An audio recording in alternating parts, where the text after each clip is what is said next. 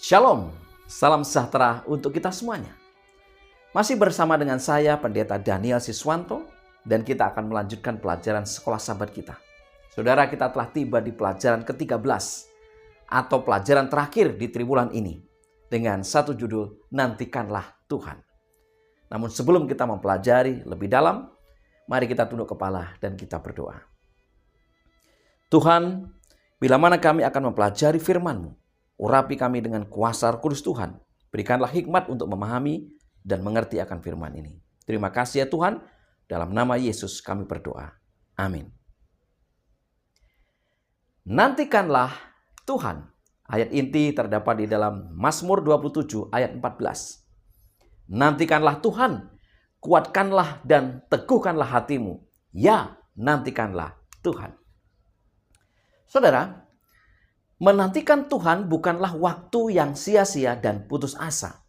Sebaliknya, menantikan Tuhan adalah tindakan yang penuh kepercayaan dan iman.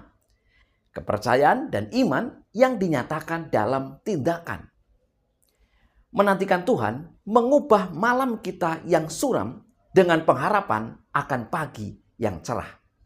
Mazmur 36, Mazmur 143 ayat 8. Bagaimana pelajaran ini selengkapnya? Mari kita ikuti akan pelajaran ini. Di hari Minggu dengan judul Panggilan untuk Menanti. Mazmur 27 ayat 14. Nantikanlah Tuhan, kuatkanlah dan teguhkanlah hatimu. Ya, nantikanlah Tuhan. Mungkin salah satu tekanan terbesar dalam hidup adalah tekanan menanti.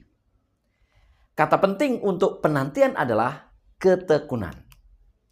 Ketekunan adalah komitmen tertinggi kita untuk menolak menyerah pada rasa takut akan kekecewaan bahwa entah bagaimana Tuhan tidak akan datang untuk kita. Anak Allah mengetahui dengan pasti bahwa Allah itu setia. Dan mereka yang menantikan Dia dapat percaya bahwa jika kita menyerahkan situasi kita kepadanya, kita dapat yakin bahwa Dia akan melakukan yang terbaik bagi kita. Bahkan jika pada saat itu kita tidak melihatnya seperti itu. Menantikan Tuhan lebih dari sekedar bertahan.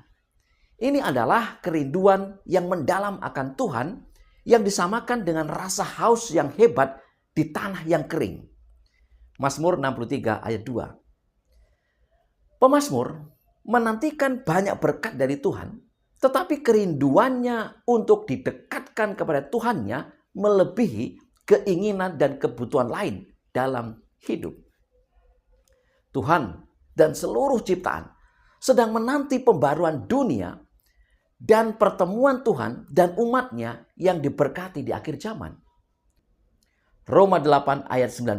Sebab dengan sangat rindu seluruh makhluk menantikan saat anak-anak Allah dinyatakan. Apakah aktivitas umat Allah dalam penantian? Yang pertama, kita dipanggil untuk memberikan kesaksian. Kisah Para Rasul 1 ayat 4 sampai dengan 8 tentang rencana keselamatan yang akan mencapai puncaknya pada ciptaan baru, yaitu penggenapan terakhir dari harapan kita sebagai orang Kristen Advent. Yang kedua, kita belajar menanti dengan iman dan percaya. Kita menunggu, tetapi kita tahu itu tidak sia-sia. Kematian dan kebangkitan Kristus pada kedatangan pertama adalah kepastian kita akan kedatangannya yang kedua kali. Ketika penantian terasa membebani kita, tidak pasti, dan kesepian, kita harus mengingat para murid pada hari kenaikan Yesus ke surga. Kisah Para Rasul 1 ayat 4 sampai dengan 11. Di pelajaran hari Senin dengan judul Ketenangan Anak yang Disapih. Mazmur 131 ayat 1. Nyanyian ziarah Daud. Tuhan, aku tidak tinggi hati dan tidak memandang dengan sombong. Aku tidak mengejar hal-hal yang terlalu besar atau hal-hal yang terlalu ajaib bagiku. Saudara, dunia ini dipenuhi dengan godaan dan bahkan kesulitan bagi hampir semua orang. tipu daya kesombongan menjadi penyebab orang yang sombong berpusat pada diri sendiri dan tidak mampu melihat melampaui diri mereka sendiri. Dengan demikian, orang yang sombong akan dibutakan dari realitas Allah yang lebih tinggi. Pengakuan akan kebesaran Tuhan membuat mereka rendah hati dan bebas dari pencarian diri dan ambisi yang sia-sia. Pemazmur mengaku bahwa dia tidak mencari hal-hal besar dan hal-hal yang terlalu ajaib. Mazmur 131 ayat 1. Ungkapan ini menggambarkan karya Tuhan di dunia yang berada di luar pemahaman manusia. Semakin banyak kita belajar tentang dunia fisik, semakin besar pula misteri yang muncul di hadapan kita. Mazmur 131 ayat 2. Sesungguhnya aku telah menenangkan dan mendiamkan jiwaku seperti anak yang disapih berbaring dekat ibunya. Ya, seperti anak yang disapih jiwaku dalam diriku. Pertanyaannya adalah, apa pelajaran dari metafora seperti anak yang disapih berbaring dekat ibunya? Yang pertama, ini adalah gambaran yang kuat dari seseorang yang menemukan ketenangan dan yang ditenangkan dalam pelukan Tuhan. Yang kedua, dengan menyapih kita dari ambisi dan kesombongan yang tidak penting, Allah memperkenalkan kita pada makanan padat, yaitu untuk melakukan kehendak Dia yang mengutus aku dan menyelesaikan pekerjaannya. Yohanes 4 ayat 34, Ibrani 5 ayat 12 sampai dengan 14. Yang ketiga, kepercayaan seperti anak kecil yang digambarkan dalam Mazmur 131 adalah iman yang dewasa yang telah diuji oleh kesukaran hidup dan telah menemukan bahwa Allah setia pada firman-Nya. Yang keempat, kita dipanggil untuk menggunakan pengalaman kita dengan Tuhan untuk memperkuat gerejanya. Artinya, dari apa yang telah kita pelajari secara pribadi tentang kesetiaan dan kebaikan Tuhan, kita dapat berbagi dengan orang lain yang apapun alasannya masih bergumul dengan iman mereka. Di pelajaran hari Selasa dengan judul Bawa Berkas-berkasnya. Kelepasan masa lalu begitu besar sehingga dapat digambarkan sebagai pengalaman mimpi yang menjadi kenyataan. Yesaya 29 ayat 7 dan ayat 8. Namun, generasi yang memuji Tuhan dalam Mazmur 126 atas pembebasannya di masa lalu atas umatnya dari penawanan, Mazmur 126 ayat 1, saat ini kembali berada dalam penawanan. Mazmur 126 ayat yang keempat. Mengapa penting untuk mengingat perbuatan besar Tuhan di masa lalu dan bagaimana caranya? Yang pertama, generasi baru perlu menjaga sejarah Alkitabiah tetap hidup dengan menganggap diri mereka hadir di antara mereka yang melihat peristiwa itu secara langsung. Iman yang hidup menghargai perbuatan besar Tuhan bagi umatnya di masa lalu sebagai sesuatu yang telah Tuhan lakukan untuk kita di masa kini. Yang kedua, ingatan masa lalu memicu harapan baru untuk masa kini. Gambaran di tanah Negeb, Sungai Selatan dalam Mazmur 126 ayat 4 adalah metafora yang kuat tentang tindakan Allah yang tiba-tiba dan penuh kuasa atas nama umatnya. Bagian paling selatan Yehuda adalah daerah gurun yang gersang. Aliran sungai terbentuk secara tiba-tiba dan dipenuhi air yang deras setelah hujan deras selama musim hujan. Hujan awal dan hujan akhir memainkan peran penting dalam keberhasilan tahun pertanian. Ulangan 11 ayat 14, Ulangan 28 ayat yang ke-12. Mazmur 126 ayat 5 sampai dengan 6. Firman Tuhan berkata, orang-orang yang menabur dengan mencucurkan air mata akan menuai dengan sorak-sorai. Orang yang berjalan maju dengan menangis sambil menabur benih pasti pulang dengan sorak-sorai sambil membawa berkas-berkasnya. Pertanyaannya, apa pelajaran rohani dari panen atau menuai? Yang pertama, gambaran tentang menabur dengan air mata dan menuai dengan sukacita, sebagaimana tertulis dalam Mazmur 126 ayat 5 dan 6, adalah janji ilahi yang kuat yang menuntun dari masa kini yang sulit ke masa depan yang bahagia. Yang kedua, kerja keras menabur dan merawat ladang, kebun buah-buahan, dan kebun anggur dihargai dengan sukacita panen yang melimpah. Demikian juga pencobaan umat Allah saat ini akan dimahkotai dengan sukacita keselamatan di akhir zaman. Wow, luar biasa.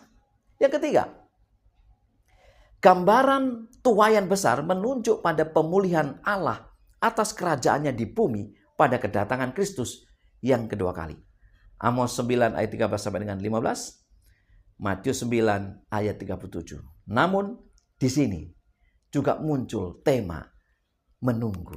Saudara, seperti halnya panen, kita harus menunggu untuk melihat buah dan hasil kerja kita. Di pelajaran hari Rabu dengan judul menunggu dalam perhentian Sabat Tuhan. Mazmur 92 ayat 1 sampai dengan 2. Mazmur, nyanyian untuk hari Sabat, adalah baik untuk menyanyikan syukur kepada Tuhan dan untuk menyanyikan mazmur bagi namamu, ya yang maha tinggi. Orang-orang dapat menikmati istirahat Sabat karena Tuhan adalah yang maha tinggi. Posisi superiornya di tempat tinggi memberinya keuntungan yang tak tertandingi atas musuh-musuh mereka. Dia yang maha tinggi, Tuhan dengan mudah mengulurkan tangan untuk menyelamatkan mereka yang berseru kepadanya. Karya ciptaan Tuhan dan khususnya penebusan ciptaan itu harus mengilhami orang untuk menyembah Tuhan dan mengasihi Dia. Jadi, kita memuji Tuhan tidak hanya sebagai pencipta kita, tetapi juga sebagai penebus kita.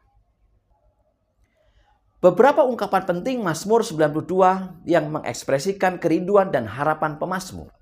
Yang pertama, minyak baru. Ini menyampaikan pembaruan pengabdian pemazmur untuk melayani Allah sebagai hambanya yang telah ditahbiskan kembali. Mazmur 92 ayat 11. Pengurapan dengan minyak dilakukan untuk menguduskan orang-orang pilihan seperti imam dan raja. Sebagaimana tertulis dalam Keluaran 40 ayat 15 atau 1 Samuel 10 ayat 1. Namun pemazmur memilih kata Ibrani yang tidak biasa, yaitu balal, untuk menggambarkan pengurapannya yang tidak biasanya, menggambarkan pengurapan hamba-hamba Allah, tetapi menunjukkan pencampuran minyak dengan bagian lain dari korban. Penggunaan balal yang unik oleh pemazmur menyiratkan bahwa pemazmur ingin mempersembahkan dirinya sebagai persembahan yang hidup kepada Tuhan dan mempersembahkan seluruh dirinya kepada Allah.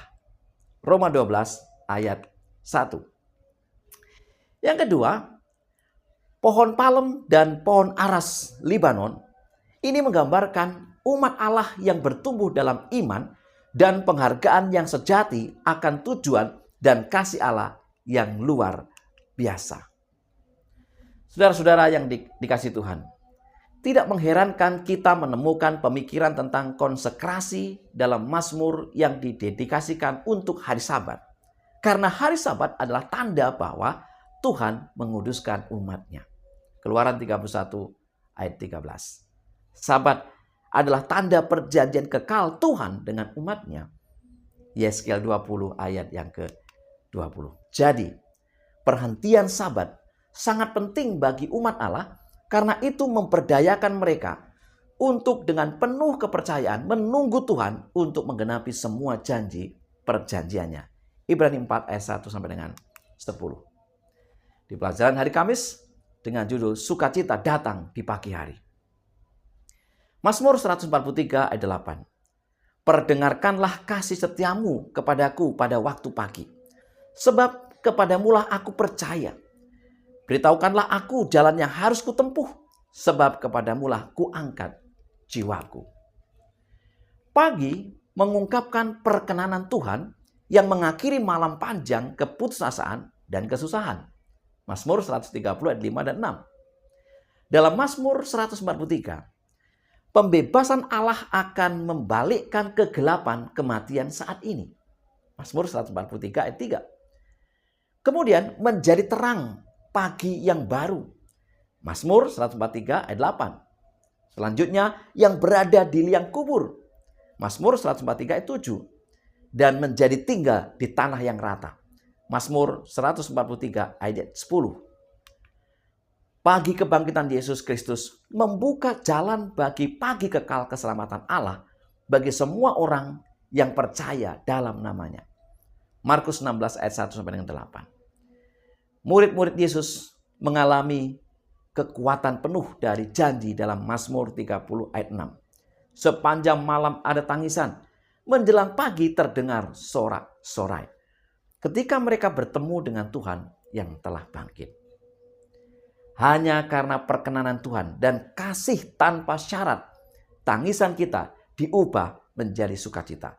Mazmur 30 ayat 6 dan ayat yang ke-8. Saudara, Yesus disebut bintang timur yang gilang gemilang. Wahyu 22 ayat 16. Yang sangat kita nantikan untuk menegakkan kerajaannya di mana tidak akan ada lagi malam, kejahatan, dan kematian. Wahyu 21 ayat 1 sampai dengan 8 dan ayat yang ke-25. Hamba Tuhan Ellen G. White dalam Alfa dan Omega jilid 6 halaman 437 mengatakan, di atas kubur Yusuf yang telah terbuka, Kristus mengumumkan dalam kemenangan, akulah kebangkitan dan hidup. Perkataan ini dapat diucapkan hanya oleh Allah. Segala makhluk yang diciptakan hidup oleh kehendak dan kuasa Allah. Merekalah penerima hidup dari Allah dalam keadaan tidak berdiri sendiri. Dari serafim yang tertinggi sampai dengan makhluk hidup yang paling hina, semuanya diisi kembali dari sumber kehidupan. Hanya Dia yang satu dengan Allah dapat mengatakan, aku mempunyai kuasa menyerahkan hidupku dan aku mempunyai kuasa untuk mengambilnya kembali. Dalam keilahiannya, Kristus memiliki kuasa untuk memutuskan rantai kematian. Saudara-saudara yang dikasihi Tuhan, sebagai kesimpulan pelajaran sekolah sahabat kita, yang pertama, kita belajar menanti dengan iman dan percaya. Yang kedua, kita dipanggil untuk menggunakan pengalaman kita dengan Tuhan untuk memperkuat gerejanya. Yang ketiga, iman yang hidup menghargai perbuatan besar Tuhan bagi umatnya di masa lalu sebagai sesuatu yang telah Tuhan lakukan untuk kita di masa kini.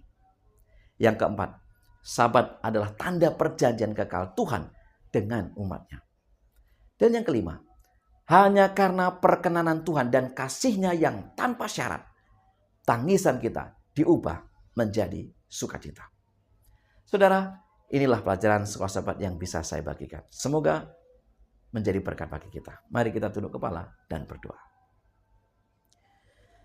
Tuhan, kami bersyukur untuk firman-Mu, untuk pelajaran sekolah sahabat yang kami telah pelajari. Kembali kami memohon agar kuasa Roh Kudus Tuhan menjadi bagian kami, mengurapi kami, memberikan hikmat pengertian kepada kami. Berkati umat-umat Tuhan dimanapun mereka berada. Terima kasih ya Tuhan, di dalam nama Yesus kami berdoa. Amin. Saudara-saudara yang kasih Tuhan, kita terus mempelajari firman Tuhan. Karena dengan pengetahuan yang semakin bertambah, kita akan semakin mengenal betapa hebatnya Tuhan kita. Terima kasih atas segala kebersamaannya. Selamat belajar, selamat sahabat, dan Tuhan memberkati kita.